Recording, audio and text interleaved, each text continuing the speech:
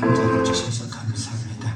우리가 어디서 왔고 왜 사는가를 항상 생각하고 하나님께서 이 명절 가운데 가족과 함께 하시면 감사합니다. 또 우리 한비전에 우리 자녀들이 집에 가서 또 영적으로 약간 퇴위하고 또 약간 게으르고 그럴 수도 있었습니다. 사람인지라 우리가 약합니다.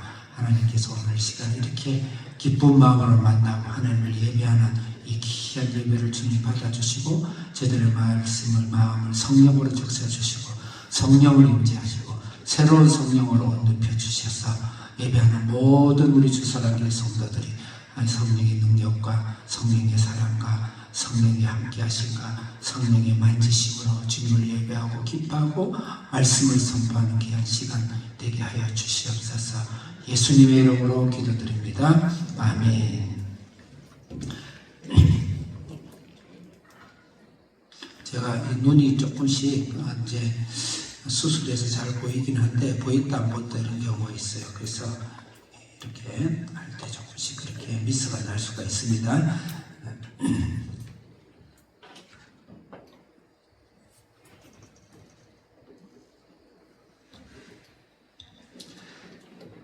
그래서 오늘은 16장, 17, 18장 이제 2차 선교를 그래요. 1차는 예루살렘 15장 성전에 그 예루살렘 총회 가기 전에 바나바와 바울을 통해서 키프로스 섬을 통해서 그 다음에 이오니아 지역, 그 아시아 지역, 조금 더 이야기하면 갈라디아 지역이라고 그러죠. 갈라디아서 배경이 거기서 나왔는데 갈라디아 지역으로 가서 비시디아, 안디옥, 또 루스드라, 이고니온, 루스드라, 더베 갔다가 근데 바로 육지로 좀 편안하게 오면 되는데 다시 왔던 길을 맞아가지고 죽을 뻔한 그 지역을 다시 똑같이 돌아서 이렇게 왔다는 것. 그것에 사도 바울이 사역을 하면서 또 교회 사역을 하면서 성도의 신앙을 하면서 우리의 인생의 중요한 목적과 우리 인생의 삶에서 중요한 해야 될 일이 무엇인가?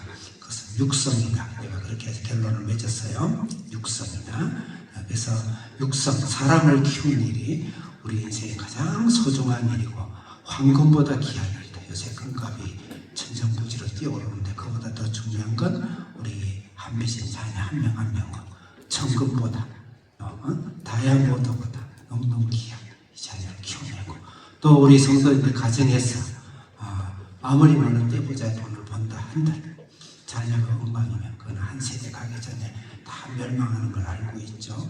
가장 소중하고 가장 많은 하나님께서 많은 축복을 주셔서 한들 자녀를 잘 키워내는 일이 우리 인생에 인간적으로 또 인생적으로 더 나아가서 신앙적으로 가장 중요한 소명이다. 그것은 만민이 다 똑같은 하나님의 사명이에요. 그래서 우리가 이 땅에 태어나서 가정을 꾸리고 가장 중요한 건 어떤 분은 목회라는 거, 또 성계라는 빌미로 가정을 조금 불충실하는 건데 그것은 굉장히 큰 실수입니다. 교회는 바로 가정이고 자녀 교육이다. 그것을 위해서 육성을 해야 돼요. 돈만 던져주고 학교만 보낸다고 되는 것이 아니고 휴대폰 던져주고 그냥 자녀가 그냥 엄마 아빠하고 안 싸운다고 평화로운 가정이고 행복한 가정이다. 그렇지 않습니다. 자녀가 왕이 돼서 자기 마음대로 한다. 그렇지 않습니다. 반드시 하나님의 말씀을 알아면서 옳은 건 옳고 그런 건 그렇고 하면서 때로는 엄마 아빠하고 영적인 씨름을 하면서 정신적인 씨름을 하면서 그런 자녀를 키우는데 전력을 다하는 그게 바로 육성이에요. 그걸 좀 더 확대하는 것은 남의 자식을 키우고 한비전을 위해서 기도하고 또 이 땅에 숨는 어른 자녀들 있잖아요. 어른 자녀들 예수를 알지 못해서 죽어가는 영적인 어린아이 자녀들 위해서 똑같은 노고와 수고를 해야 되는 그런 것이 바로 우리 인생과 삶의 목적이고 사명이다. 그렇게 우리가 적용해 볼 수가 있습니다. 그 16장은 그런 관점에서 오늘 말씀을 좀 보겠습니다. 여러분의 나눠드린 설교안을 한번 봐주시기 바랍니다. 설교안을 보면 바울의 선교 전략 조금 너무 거창하긴 한데 15장은 선교 독트린 조금 미스프린트입니다. 그다음 16장은 선교의 사도 바울의 철학 전략이다.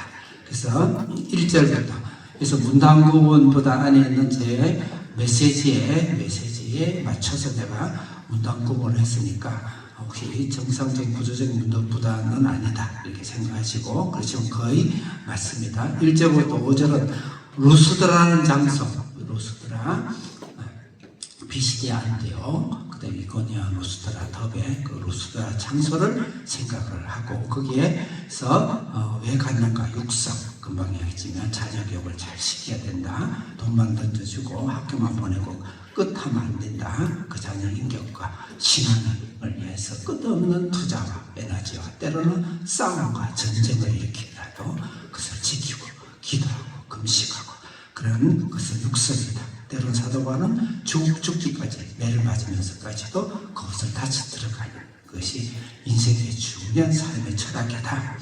그래서 그것을 통해 디모데를 하나 건져요. 거기서 큰 왕건, 왕건을 사투리로 왕건이라고 한다는 큰 덩어리를 건지죠. 그게 디모데다 이렇게 볼 수가 있습니다. 그 다음에 6절부터 10절은 소아시아, 거기 요한계시록에 보면 2장 3장에 걸쳐서 7교회가 나와요. 생각이 나는 데까지 에베소서, 또 서마나, 그 다음에 라오디게아, 또 필라델피아, 도아디라 이런 교회 7교회가 나오죠. 그 7교회의 지역이 바로 소아시아 지역이에요. 그 중심이 에베소가 있죠. 거기에 복음을 전하지 못하게 해요. 그 교회의 탄생은 지금 이때 그 사도 바울 소아시아 지역에 들어갔는데 이때 교회가 탄생된 게 아니야. 3차 전도 때 사실 탄생이 되어져요. 그래, 2차 전도 말미에. 그래서 그곳에서 성령께서 복음을 전하지 못하게 해요. 3번씩이나 말합니다.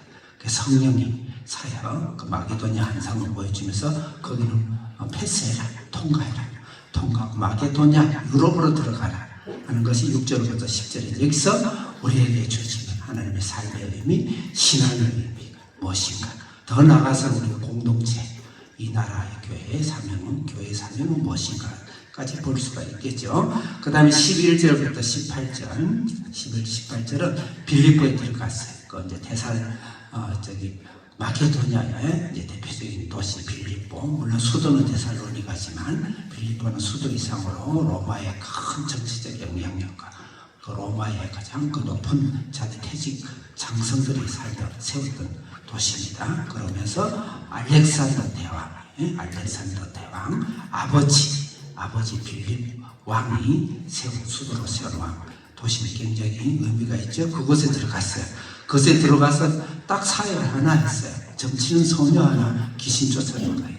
그리고 이제 감옥에 들어가서 간수들 전도한 건데, 그것은 타이에 의해서 복음을 전하게 된 것도 그렇지만 의도적으로 복음을 전했던 큰 사건 중에 하나는 바로 점하는 귀신. 근데 점하는 귀신 때문에 감옥에 들어간단 말입니다. 그 점하는 귀신 하나, 소녀 하나 쫓아낸 것이 뭐가 그 큰 대수고 큰 일이라고 이렇게 사도행전의 큰 역사적인 이 장에 이렇게 거론을 했을까? 그 거론되는 의미는 무엇일까? 성령의 의도는 무엇일까? 그는 점하는 귀신이죠. 사실은 영적 복음과 우리 삶은 영적 전투라는 걸 가르치고 있는 거예요. 우리 일상에 보이는 것들도 중요하지만 그 배후에 영적 세력을 몰아내는 것이 이 땅의 신앙의 삶이에요. 꼭 성경뿐만 아니에요. 우리 신앙의 삶에서 여러분들 속에 영적 세력을 몰아내는 겁니다. 영적 세력을 몰아내고 성령으로 대신 채우고 하는 그것이, 그리고 그것에 의해서 하부 컨셉에 의해서 우리가 일을 하고 공부도 하고 또 도전도 하고 계획도 세우고 그렇게 하는 겁니다. 모든 건 영적입니다. 예수님 반드시 영적인 것을 먼저 정리하고 그 다음 육체적인 일을 하신 거예요. 그래서 그런 의미가 있다 해서 오늘 예수님이 귀신을 어떻게 쫓아내고 어떻게 말했는가에 대해서 쭉 몇 구절의 성경을 우리가 살펴보게 될 것입니다. 그리고 19절부터 40절까지는 감옥에 들어가서 감옥의 사역이죠.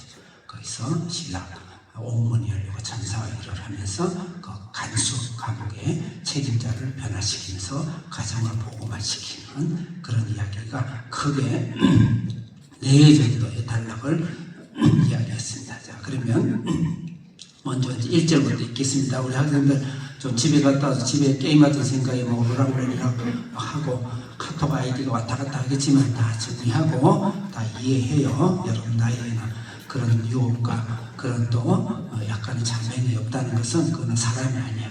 그거는 귀신이지 귀신. 사람이 아니에요. 여러분 다 그런 어려움을 있으시고 목사님 그런 과정을 다 겪어서 컸어요. 그렇지만 우리가 또 이렇게 한비전이 좋은 것은 그런 것을 다 잘 도와줘서 한 해 한 해 신앙을 다시 세우고 인격을 바로 세우고 실력을 다시 세워서 점점점 갈수록 여러분이 발전하고 성화되고 하나님 나라의 온전한 아들과 딸로 간다는 걸 생각하고 이제 오늘부터 며칠간은 집에서 놀았던 걸 자꾸 끊어내는 그런 역할들을 노력을 하도록 하겠습니다. 그래서 크게 읽어야 돼요. 크게 16장 1절부터 5절까지는 1절 크게 읽겠습니다. 시작.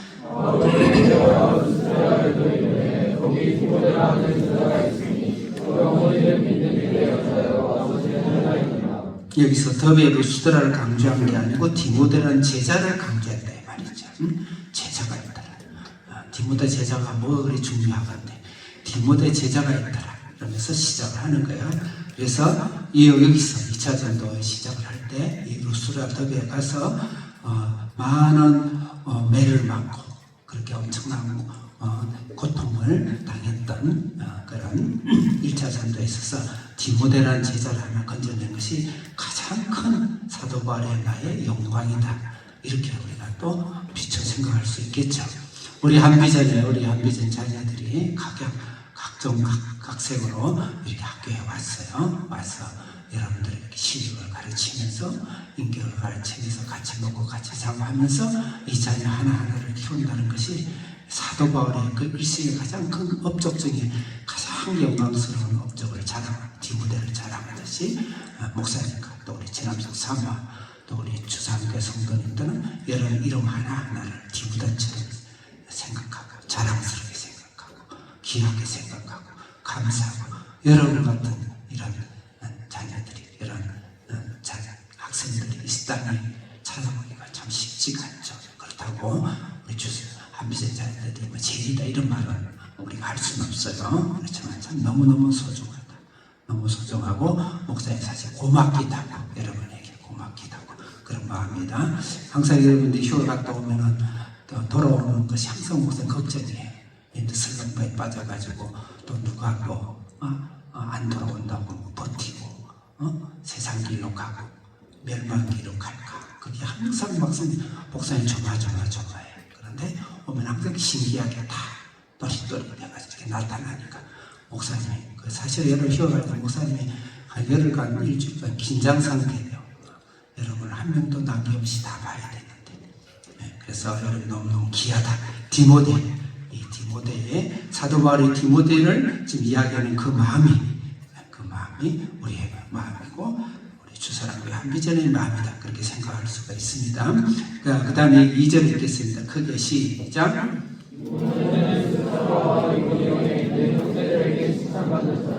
칭찬받는 자라 그랬죠. 그래서 1년 뒤에 지금 방문을 하게 되었는데 여기서 더베, 루스드라 또 2절에 루스드라 이고니온 그 지명을 잘 생각해 보세요. 그건 1차 전도 때 갔던 곳입니다. 특히 루스드라에서는 사도 바울이 돌에 맞아가지고 다 죽은 줄 알았어요. 그 성 밖에 던져졌어요. 그래가지고 때린 사람도 죽은 줄 알았고 또 거기에서 예수를 믿고 제자들도 죽은 줄 알았어요. 그래서 가서 발로 툭툭 건드려 보니까 사도 바울이 다시 먼지를 털털 열고 일어났더라. 예를 든다면 각색을 한다고 그랬다 이 말이에요. 근데 그 죽음의 아들의 대가로 자기의 죽음의 대가 아들의 대가로 디모데를 얻었다. 그래서 우리 한 자녀를 키운다는 것은 거의 엄마 아빠의 죽음을 경험해요. 여러분 목사님 얼굴 한번 봐요. 여러분 눈도 보고 여러분이 얼마큼 귀하느냐. 예수님이 여러분을 위해서 죽음으로 여러분을 값을 사셨어. 그뿐만 아니고 거기에 걸면 엄마 아빠의 죽음 같은 여러분들의 노력과 또 에너지와 고통과 이 땅에 살아가는 어느 부모인데 그것을 겪지 않고 대가를 지불하지 않는 엄마 아빠는 없어요. 놓고 나면 잘 큰 것 같지 않아요. 엄마 아빠의 끊임없는 이름 때문에 아픔과 또 밤잠 오는 어릴 때 아픔과 싶어서 또 크고 나면 여러분들이 세상으로 빗나가고 또 인격교육을 분리치하고 또 하나님의 길로 가지 않을 거고 이런 거에 대해 끊임없는 싸움. 오늘도 우리 주사랑교회 성도들은 그 다 큰 자녀들 위해서 식음이 정피할 정도로 고통과 어려움과 희생을 가지고 키우고 있어요. 그래서 여러분 그냥 탄생된 게 아니라 그럼 여러분에게 죄책감을 불러일으킨다는 것이 아니고 여러분이 그만큼 소중한 결과물인 거예요. 소중한 보석인 거예요. 예, 다이아몬드 금은 쏟는 정령 가운데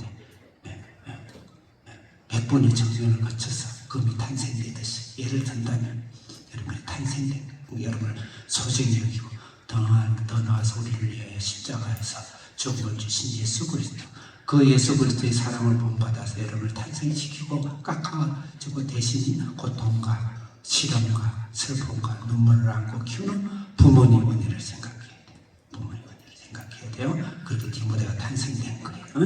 그리고 우리가 또 이 땅에 나가서 여러분도 여러분 자신의 자녀도 키우고 수없이 하나님을 알지 못하는 죽어가는 영혼들 우리 순장들이 아주 어린데 여러분 신앙 유지하는 것도 쉽지 않잖아요. 내 인격, 내 성격 관리하는 것도 쉽지 않은데 그 여러분 순원들 5명, 6명 애미기죠. 순원들은 이렇게 대충 이야기하는지 모르지만 순장들은 그런 이야기는 밤에 잠을 못 잔다고 힘들어요. 교사들도 마찬가지고 잘못했다는 것이 아니고 그런 과정을 겪어야 반드시 생명이 탄생되는 거예요. 그러니까 피아가 다 그것을 소중히 여겨야 된다. 그 말씀이에요. 그것이 바로 성경과 사도 바울의 철학이고 예수님의 철학이고 또 여러분의 인생의 여러분의 가정이든 직장이든 사업이든 무슨 일이든 인생의 철학이 되어야 된다. 자, 5절 그래서 이제 그 마무리 한다 그러면 그곳에 다시 갔다라는 것은 새로운 곳을 만나서 새로운 사람의 기쁨을 우리가 복음을 전하면서 할 수도 있지만 그것보다 그 이전에 키웠던 사람을 또 키우고 그 키웠던 사람을 또 키우고 클 때까지 보장하고 클 때까지 책임하고 클 때까지 내가 케어하라. 거기에 더 많은 에너지를 가져야 된다. 그 말이에요. 그렇지. 그걸 제자사역이라고 그러죠. 3절 읽겠습니다. 시작.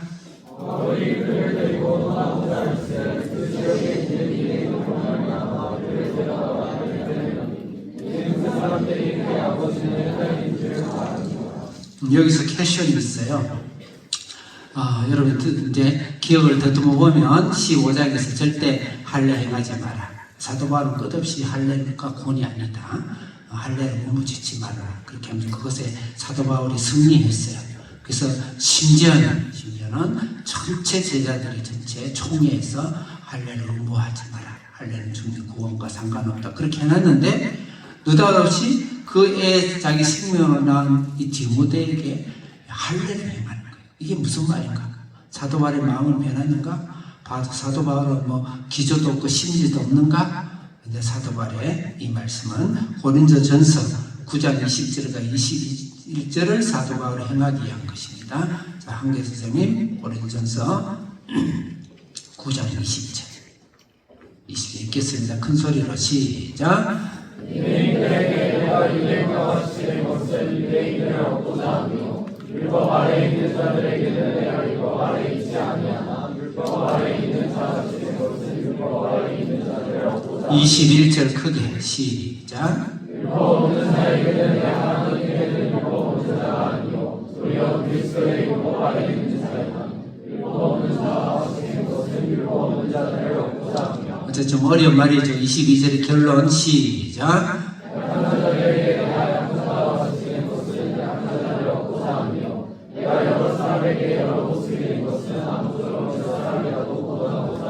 구원을 위해서는 비본질적인 것은 다 맞출 수 있다. 물론 비본질적인 게 끝까지 거룩함을 하는 게 좋아요. 꽃하고 똑같은 옷을 입는데 뭐 엉덩이가 찢어지고 무릎이 찢어지고 온몸에 문신을 없고 그럴 필요는 없어요. 비본질적인 거라도 거룩함을 닮아야 돼요.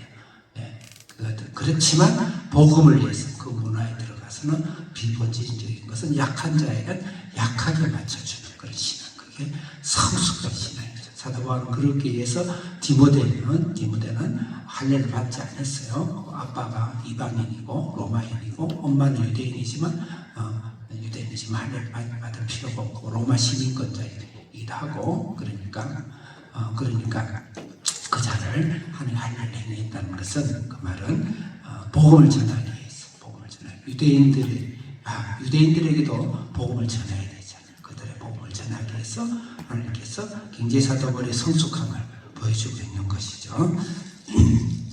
4절 읽겠습니다. 4절 큰 목소리로 시작.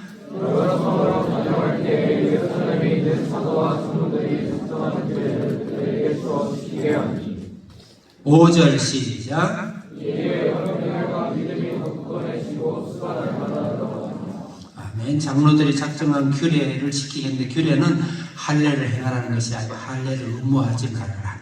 할례는 중요하지 않다. 이렇게 가르친 거예요. 그러니까 우리는 복음 안에서 진리 안에서 자유로워야 돼. 진리, 예수 그리스도 십자가 은혜, 말씀 은혜, 성령의 능력, 성령의 은혜. 그 외에 대해서는 우리가 비본질적인 데서는 관념적인 자세, 관념적인 자세가 필요하다. 자, 6절부터 새로운 문단으로 생각하고 이제 소아시아 그 어마어마한 황금 어장 신약 성경이 신약에서 대부분 성경들을 많이 중심지었던 사회 중심지었던 소아시아에 들어가는데 거기를 그냥 통과시켜버리는 거예요. 패스시켜버리는 거예요. 그 뜻이 선한 뜻이 무엇이 있겠는가 그렇게 생각하면서 말씀을 좀 묵상하고 오늘 역사 공부도 좀 하겠어요. 6절 크게 읽겠습니다. 시작. 분명히 아시아에서 말씀을 전하지 못하게 하시오니 그들이 부르기아와 갈라디아 땅으로 네, 불기아와 갈라디아 땅으로 다녀가 이제 그쪽을 통과시키는데 누가 말씀을 못 전하게 했죠? 누가?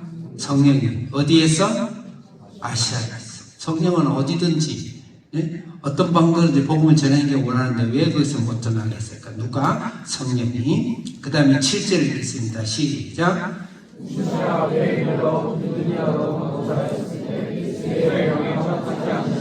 누가 허락지 않았어요? 예수의 영은 이거로 앞에 6절에서 누구로 이야기하는 겁니까? 성령이죠. 성령은 예수의 영이에요. 예수의 영이에요. 굉장히 중요한 거예요. 그래서 예수의 두 번 거듭 지금 오히려 성령님이 인간적으로 생각하면 방해하신 거예요. 못하게 하신 거예요. 그 다음에 거기서 비두니아라는 지역이 있는데 비두니아는 오늘날 터키 예전 수도 이스탄불 북동쪽이 이쪽이 이제 아시아 쪽으로 되는 거죠. 몽고 대륙까지 넘어오는 그런 길이에요. 그쪽으로 복음 전가하는 것을 그 아시아인을 무시하라는 것이 아니고 성령께서 복음을 전할 때는 전략을 갖고 계시다는 거죠. 첫째 전략은 육성의 전략. 두 번째 전략은 여기서 뭐냐면 중심지에 들어가라. 중심지, 세상을 피하지 마라. 세상에 겉도지 마라. 세상의 중심지로 들어가. 철학의 중심지, 정치의 중심지, 경제의 중심지, 학문의 중심지로 들어가. 그것이 바로 성령의 사역자다. 사도바울 끝까지 생각 못했는데 사도바울은 그 준비된 자죠. 성령이 강건해서 3번에 걸쳐서 강건해서 사도바울에게 걸어가는 굉장히 멋있는 우리 성령의 멋있는 모습을 보고 있어요. 그 다음에 8절 읽겠습니다. 크게 시작. 루시아를 지나서 드로아에서 배를 타고 갈 건데 드로아는 유명한 이런 트로이 목마 이야기. 트로이 목마. 그것이 옛날에 그리스 로마 신화와 또 실제 역사와 중첩이 돼가지고 신화처럼 생각했는데 근세에 와서 이 트로이의 트로이 도시의 실제 그 전쟁의 역사적 자료가 지금 역사적으로 많이 발굴돼서 사실이다 이렇게 보는 거예요. 그래서 그 트로이 그렇게 이야기하는 것은 성경이 중요하다는 것이 아니고 성경을 이해하는데 사도 바울의 흔적과 성령이 행하고 있는 그 흔적에 호기심을 동원하기 위해서 이런 도시들을 좀 아는 것이 필요해요. 제가 좀 이따 지도를 좀 설명하겠습니다. 8절 들어와갔다 9절 읽겠습니다. 9절 시작.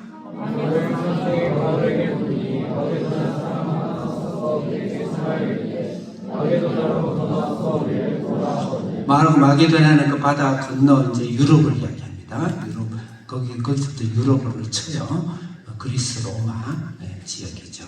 그 유명한 알렉산더 대왕이 저기 있었던 곳. 10절 읽겠습니다. 마지막 한 목소리 읽겠어요. 시작.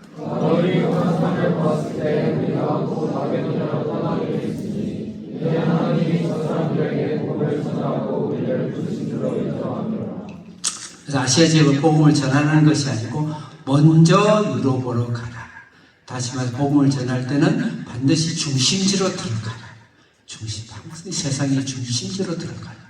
그러면은 세상의 중심이 대부분 도시에 있잖아요. 그래서 도시로 들어가고 영향력으로 들어가고 정치의 중심으로, 경제의 중심으로, 문학의 중심으로, 실력의 중심으로, 학문의 중심으로 들어가라. 그 말이에요. 그들과 복음을 전하는 것이 성령의 뜻하신 복음의 전략이다.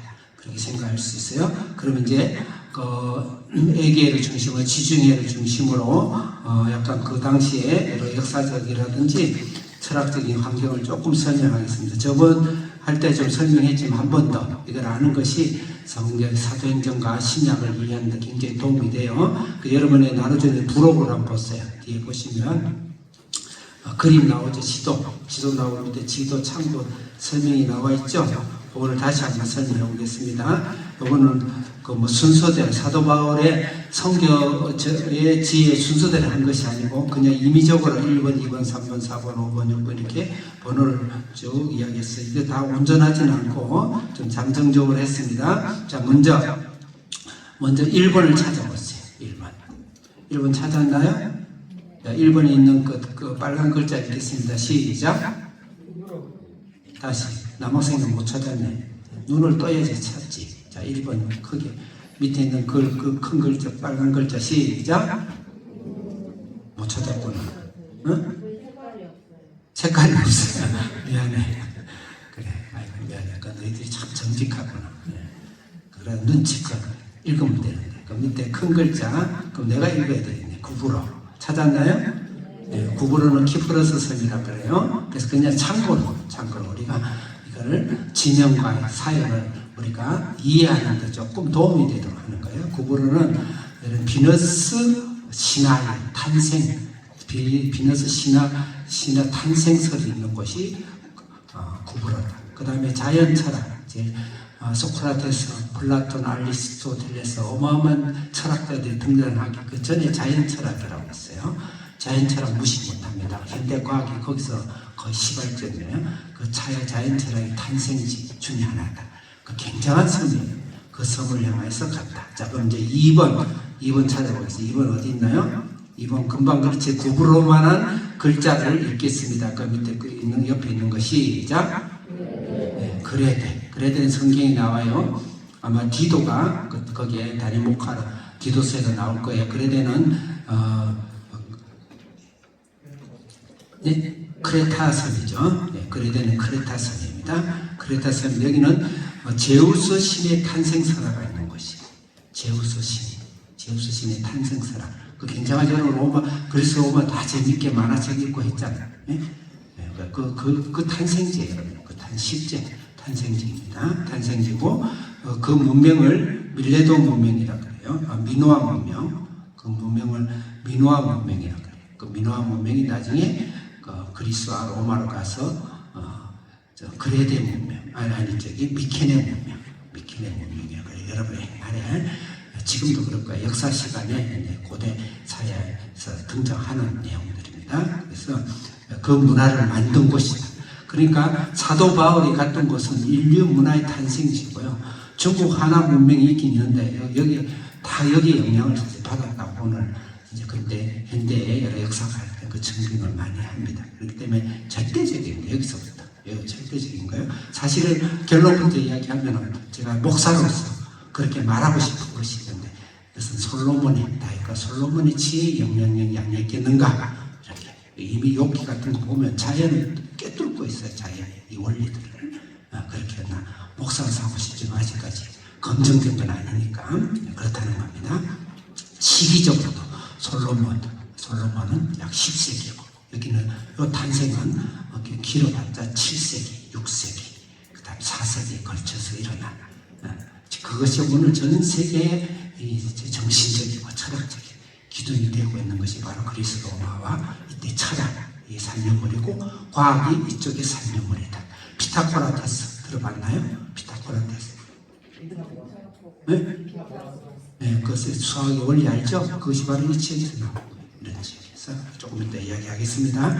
그냥 재미있게 우리 성경을 그냥 우리끼리만 서사를 가지고 미신을 갖고 이야기하는 게 아니다.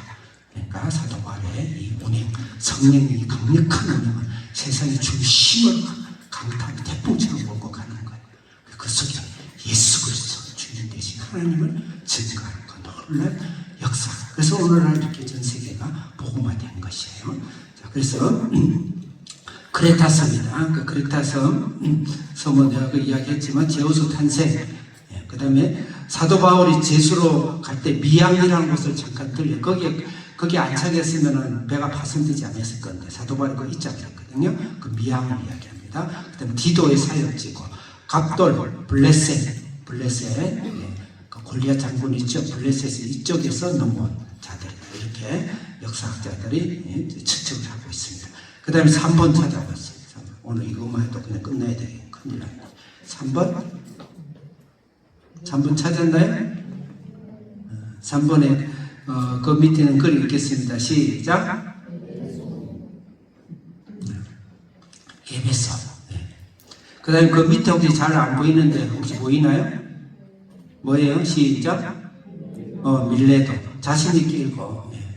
에베소와 밀레도. 네. 이거는 굉장한 도시입니다. 에베소는. 그 당시 철학에 거기 밀레도 보겠습니다. 밀레도. 3번 여러분 설명한 거 있죠. 밀레도 에베소 고대 자연 철학의 탄생지다. 소크라테스, 플라톤, 아리스토텔레스의 철학의 뿌리가 바로 고대 자연 철학이야. 그것이 고대 철학. 고대 철학이 소크라테스를 말합니다. 그 자연 철학의 탄생지가 바로 밀레도 에베소예요.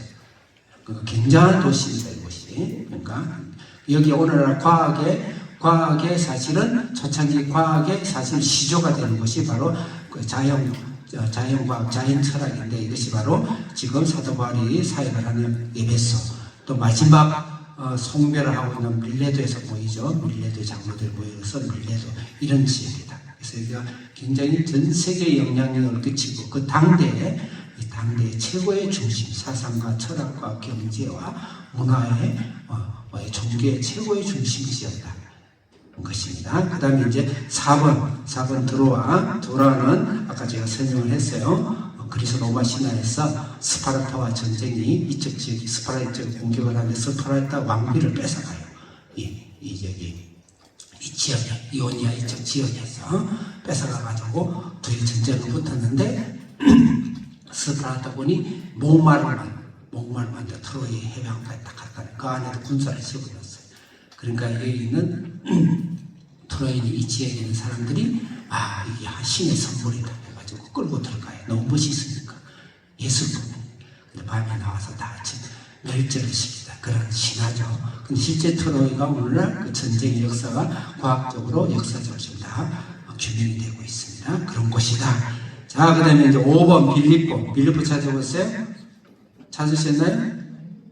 네, 그건 5번은 빌립보죠. 빌립보는 그 제가 같이 옆에 있는 글 읽어보겠습니다. 시작. 알렉산더 대왕의 아버지의 도시. 그다음 로마의 그 전쟁의 영웅들, 장군들, 황제의 후예들이 이곳에 가서 도시를 만들어가지고 특별히 로마 시민권을 부여받는 어마어마한 도시입니다. 근데 실제 데살로니가가 이 마게도니아의 사실은 수도였습니다. 수도였지만 그 이상의 영향을 갖고 있는 빌립보, 그 다음에 알렉산더 대왕의 아버지가 세운 도시다. 그 정도 알면 되겠죠. 그 다음에 이제 6번 찾아보세요. 6번은 도시로 안 나와요. 예, 6번 없나요? 거기에 알렉산더의 대왕의 아버지, 알렉산더 대왕의 개인 교사가 아리스토텔레스입니다.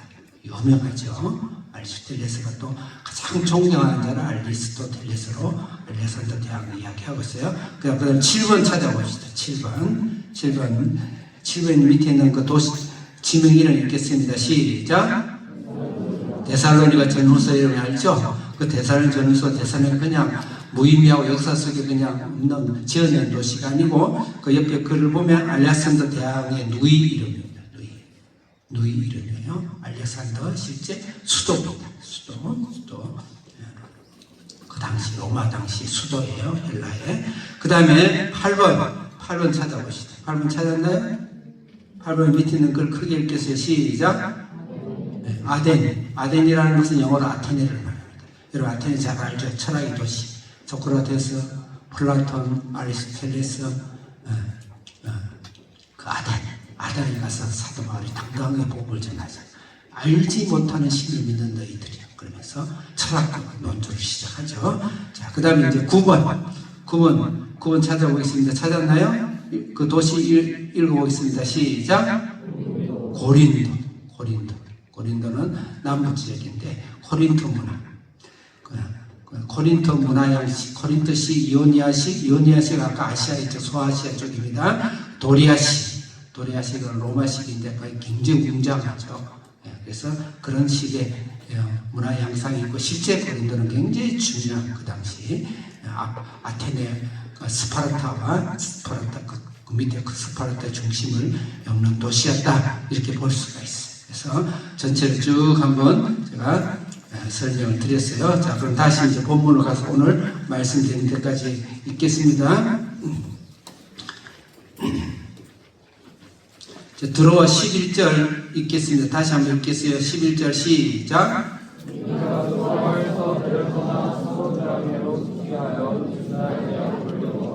네, 금방 제가 정리를 못했는데 성령께서 이 아시아를 살짝 지나고 나중에 하고 유럽을 해서 이탈리아 로마로 가는 것은 바로 이 해변을 끼고 가는 거예요. 해변을 끼고 가죠. 지중해 해변을 끼고 가요. 여기가 전부 다 문명과 철학과 종교와 정치의 발상지예요. 그쪽에 복음을 전하는 하나님의 의도적인 굉장히 강한 전략이 있다. 그래서 드로아에 들어갔습니다. 드로아 12절 읽겠습니다. 크게 시작.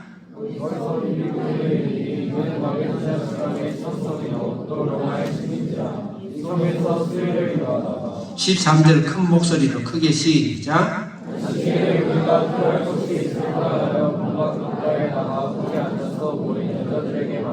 여기서 질문이 있는데 사도 바울은 대체로 유대인 회당의 중심 가서 복음을 전하기를 시작하면 그렇게 했는데 여기서는 어디서 사람을 만나죠?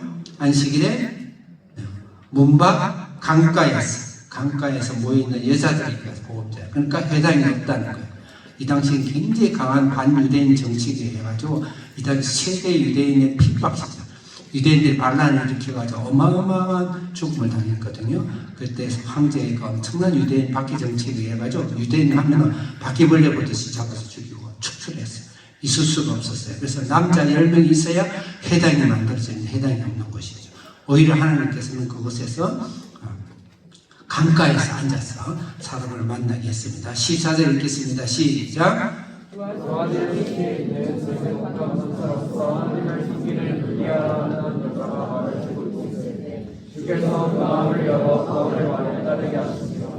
두아디라 성은 아시아 쪽에 있는 성입니다. 거기 자주장사라는 건 황제들이 입는 도포, 옷, 그 다음에 양탄자, 굉장히 비쌌어요. 금보다 비쌌다 그랬어요. 그것을 그 염색에 그 쓰이는 재료가 굉장히 귀한 것인데 염색법도 굉장히 귀한 것이고 그 자주장사를 하는 여성이 한 여자, 그래서 루디아라 하는 여자 이름, 루디아라 하는 한 여자가 있었는데 그 집에 머물게 되죠. 15절 읽겠습니다. 시작. 다시 한 목소리를 크게 한번 읽어봅시다. 남학생들도 입을 크게 벌려요. 15절 시작.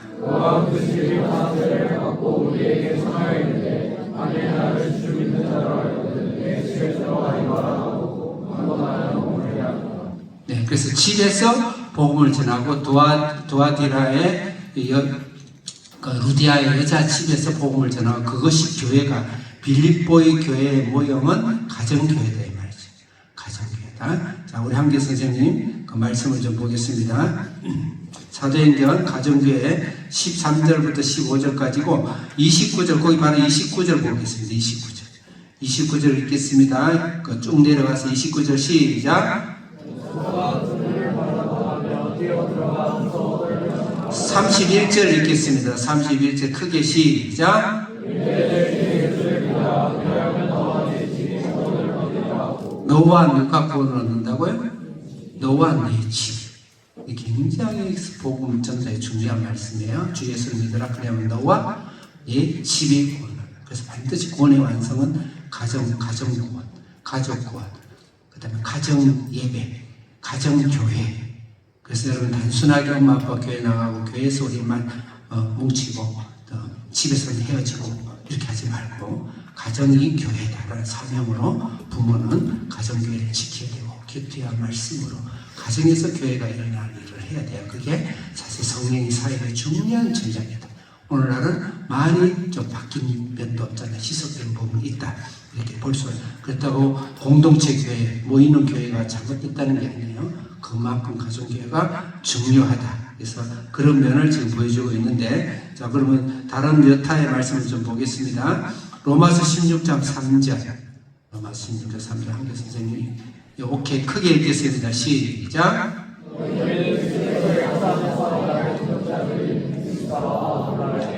브리스게 아볼라는 부부인데 그 자기 집을 오픈하고 사도 바울에게 텐트 치는 것도 가르치고 하면서 같이 거기서 가정교회를 시작을 하고 한 거예요. 그 다음에 역사적으로 그렇죠.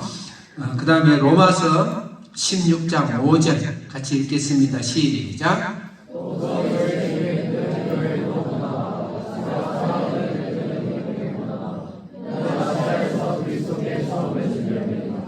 저게 뭐냐? 저희 집에 있는 교회의 문화, 가정교회죠. 그래서 내가 집에 있는 교회라는 표현을 일부러 내 등단시켜. 이거 말고도 굉장히 많아요. 가정교회의 사도 바울이 대부분 다 가정교회예요. 저희 집에 있는 교회의 문화. 그래서 보통 교회 집에서 교회를 시작했다. 가정교회다. 그 다음에 로마서 16장 어떻게 돼요? 16장 5절 읽겠습니다. 시작. 했잖아.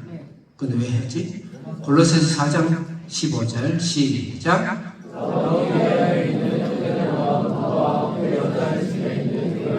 여자의 집에 있는 모세 문화라고 교회 문화. 가정 이끄는 교회예요. 가정교회 사도 바울의 전략이 성령의 전략이에요. 가정의 사역이 굉장히 중요해요. 단지 해쳐 모여서 교회에서 모이자, 또 해쳐 모여서 집에서 모이자, 그게 아니라는 것이죠. 교회 이전의 교회는 가정교회입니다. 사탄은 교회가 파괴되는 것은 그렇게 적극적이지 않아요. 가정을 파괴시키는 것은 적극적이에요. 오늘 이 포괄적 그런 가정을 해치하는 거죠. 동성애 가정을 해치하는 것이죠.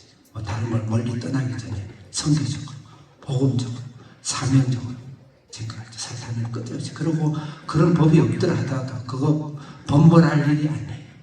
우리 가정 안에서 가정교회로 지키는 대제사장 같은 부모들이 우리가 잘하고 있는지, 장로님이고 목사님이지만 밖에 나와서 교회 사역을 하는데 가정에서는 얼마나 교회 역할을, 목자 역할을 우리가 하고 있는지 굉장히 중요해요. 사탄은 가정만 파괴하는 세상을 접수하는 거예요. 그만큼 중요하고 성령께서는 가장 사도 바울을 통해서 가정교회, 가정의 교회가 되는 그런 사역들을 일구하고 것들을 집중하고 있다는 것을 가르치고 있습니다. 다른 것은 말씀을 생략하겠습니다. 자, 그 다음에 몇 절 읽을 거죠?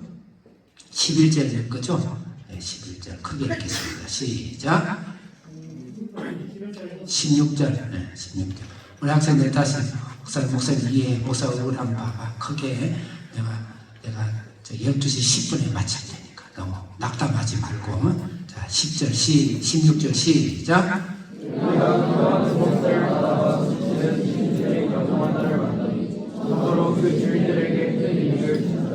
두 번째 사역의 세계에서는 사역 전략이 귀신을 쫓아내는 사역이에요. 네. 여러분 키프러스에서 무슨 일을 했나요? 잘못된 귀신이 들린 거짓 선지자를 쫓아내죠. 네? 귀신 들린.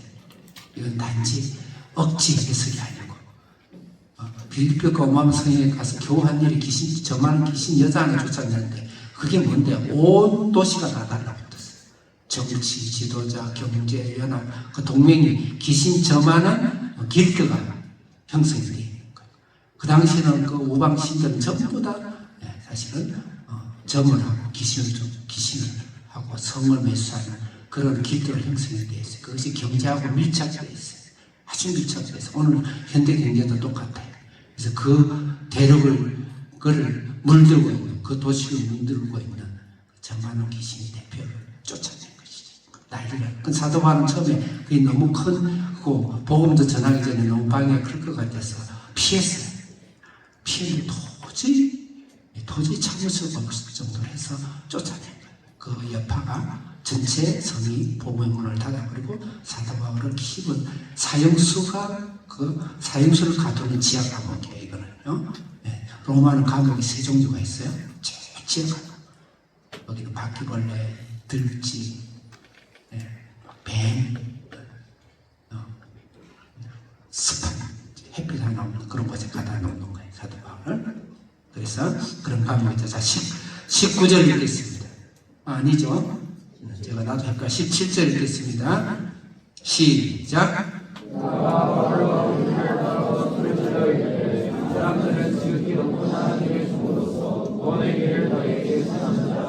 아멘. 자, 힘을 내서 18절 시작.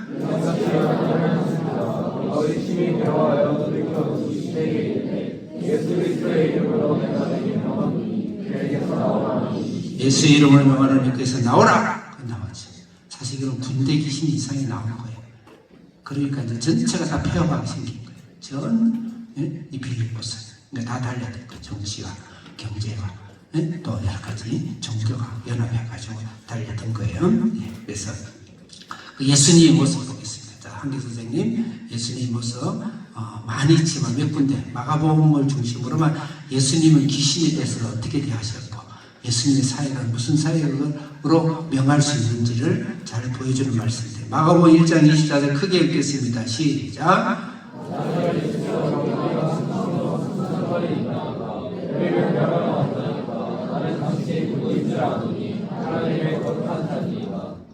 예수님을 가장 아는 귀신같이 아는 건 귀신이에요.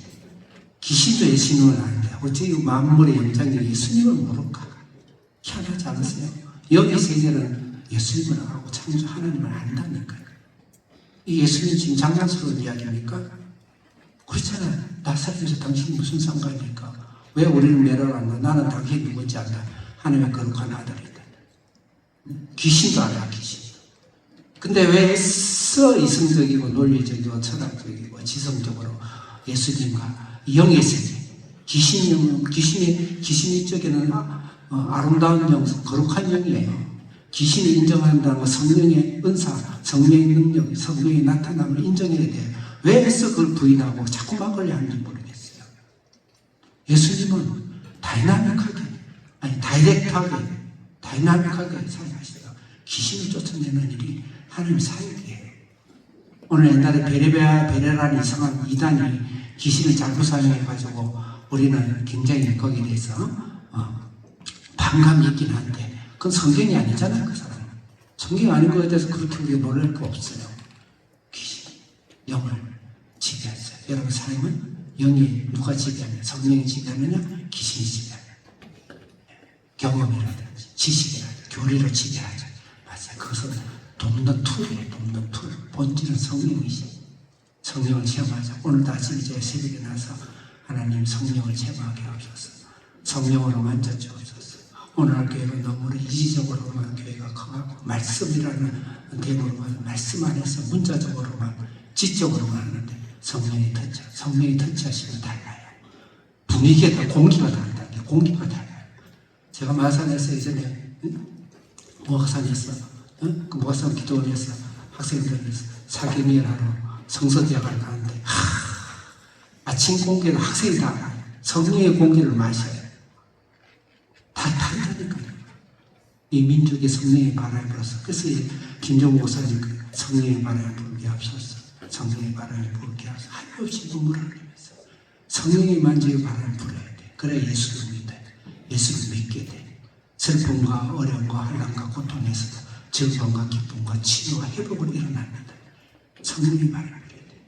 귀신이 약한 영을 쫓겨나간다는 것은 성령의 바람이 부르는 거예요. 성령의 바람이 여러분 속에 아침마다 저녁마다 여러분 지역 속에서 우리 주사람교회 한비전 속에서 더 나아가서 이 민족 교회 속에서 일어나기를 기도합니다. 자, 그 다음에 3장 11절 읽겠어요. 3장 11절 크게 시작.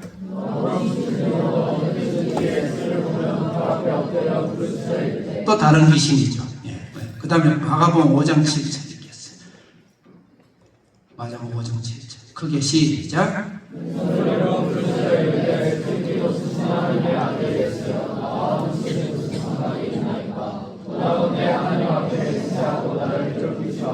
이 세 군데 다 다른 귀신들이거든요. 다른 귀신들인데 귀신은 귀신같이 한다는 거죠.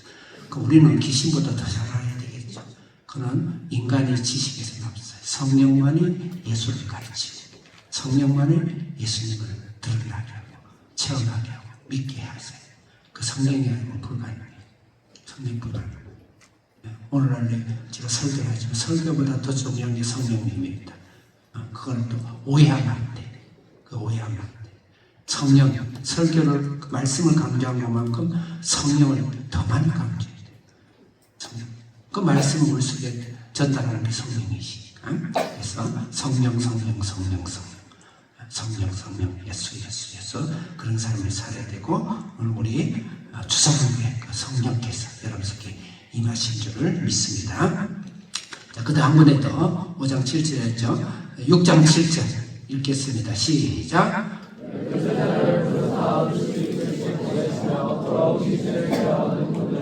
복음 전도의 기술을 다 가르치고 예수님께서는 귀신 쫓는 능력을 권능을 부여가 보냈다. 그 반드시 복음을 전하고 우리 복음이 전하는 것뿐만 아니라 우리 일상생 하루 시작하는 일상의 시작 속에서도 귀신을 제하고 귀신을 정복하고 악한 영을 정복하고 성령의 갑옷을 입고 그렇게 나가는 준비를 아침에 말씀 가기 시작하고 저녁에도 기도해야 돼요. 저녁에서 나를 오용하고 나를 현혹하고 나를 약하게 만든 악한 귀신을 떠나갈지어다. 항상 예수님을 통해서 귀신이 뿌리를 떠났지만 귀신이 끝없이 우리를 내 안에 있는 자아의 안테나를 열고 나를 계속 유혹시키는 거예요. 제일 근원은 귀신이 계속 우리의 악성을 유혹시키는 거거든요. 그래서 영적인 그 사역을 해야 된다. 예수님은 반드시 그 권능으로 죄악들을 무장시켰다. 자, 마지막 한 군데 보겠습니다. 마가복음 16장 17절 마지막 장이죠. 마지막 지상 명령 성취를 명령할 때 한 말이에요. 같이 읽겠습니다. 시작.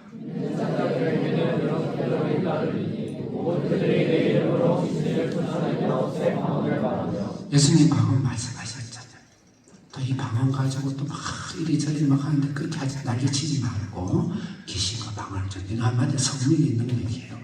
우리 인간은 중립 인간은 없어요. 귀신에 의해 사로잡히든지 내 인격과 내 지성을 성령과 하나님 거룩한 말씀에 잡히든지 그 둘 중에 하나입니다. 그런 것을 우리 인생의 철학, 사도 바울의 철학이다 이렇게 생각하고 마지막으로 그대에서 간수들의 복음을 전한 겁니다. 약속을 지킨데 1분만 더 주세요. 마지막으로 10장 아니죠. 예, 맞아 29절 읽겠습니다. 마지막으로 29절 읽겠습니다. 시작. 39절 37절 읽겠습니다. 시작.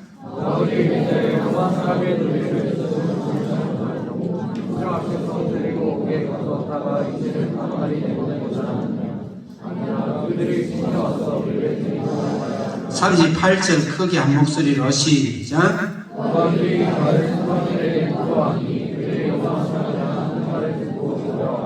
사도 바울은 로마 시민권을 맡기 전에 이야기하지 감옥 들어와 왜 이때 했을까?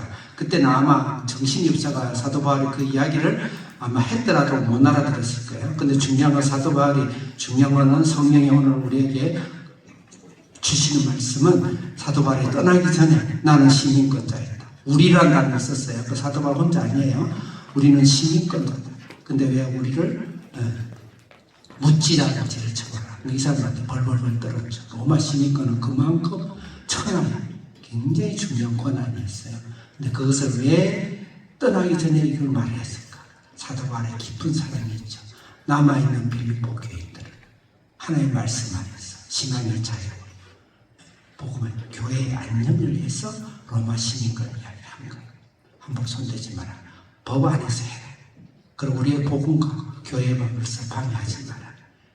그래서 정치적이고 법적이고 시민적으로 할 수 있는 일은 교회는 교회 안녕을 위해서 한다. 단지 총칼을 든다든지 쌍욕을 해야 된다든지 그런 건 하면 안 돼. 그런 거 하면 안 돼. 그렇지만 우리가 법적으로 할 수 있는 일은 선거권을 한다든지 우리 의사를 표현한다든지 그 법으로 허락했으면 그렇게 해서 복음을 위해서 우리 학문과 지식을 사용해서 지식 토론을 한다든지 할 수 있는 또 경제력을 가지고 복음을 위해서 쓴다든지 할 수 있는 일은 다 하는 것이다. 이게 바로 로마 시민권을 주장한 사도 바울의 정치 철학, 사회적 철학이다. 기도하겠습니다. 주여 주여 세 번 외치고 하나님께서 우리의 왕같은 자녀를 키우는 자녀를 생명같이 우리 인생 어떤 고난과 고통과 시련이 있더라도 자녀를 포기하지 말고 키우고 자녀들도 예수님이 죽으신가 부모의 죽음 같은 그 고통으로 내가 탄생된 것을 알고 나의 귀함과 존재를 알고 포기하지 말고 더 나아가서는 하나님 그 귀함을 많은 사람이 살기 위해서 하나님을 공경하고 부모를 공경하는 자가 되게 하여 주시옵소서. 성령으로 세상의 중심지로 가는 우리 주사람들의 한비전이 되게 하옵소서. 전 세계 영어와 IT 세계와 그다음 AI 시대 때 중심에 들어가서 세상을 공부하시고 로마의 시민권을 사용하는 그런 우리 주사람들의 한비전 자녀 또 이민족 되어야 되도록 주여 주여 세 번 외치고 기도하겠습니다. 주여 주여. 살아계신 하나님 아버지 감사합니다. 사도 바울처럼 한 생명을 낳기 위해서 죽음에 가까운 매를 맞고 그 자녀를 잉태하고 태어나게 했던 것처럼 주님이 우리를 위해 십자가를 지시고 사도 바울의 그 선진들의 아버지의 수고와 순교의 피를 통해서 우리 부모님의 죽음 같은 그런 아버지의 고통과 시련을 아버지 몸소 겪으면서 자녀를 자녀를 키웁니다. 우리 자녀들이 부모 하나님에 대해 감사한 마음으로 나의 소중함을 깨닫고 이 세상에 나가서 하나님의 복음과 왕같은 세상이 될 수 있도록 세상의 중심으로 로마의 중심으로 그 당시 역사와 철학과 아버지는 모든 경제의 중심이 됐던 그 중심으로 들어갔던 성령을 따라서 성령의 군대가 되고 성령의 바람을 일으키는 그런 우리 주사랑교회 성도들과 우리 한비전과 이 민족교회 되게 해 주시옵소서. 예수님의 이름으로 기도합니다. 아멘.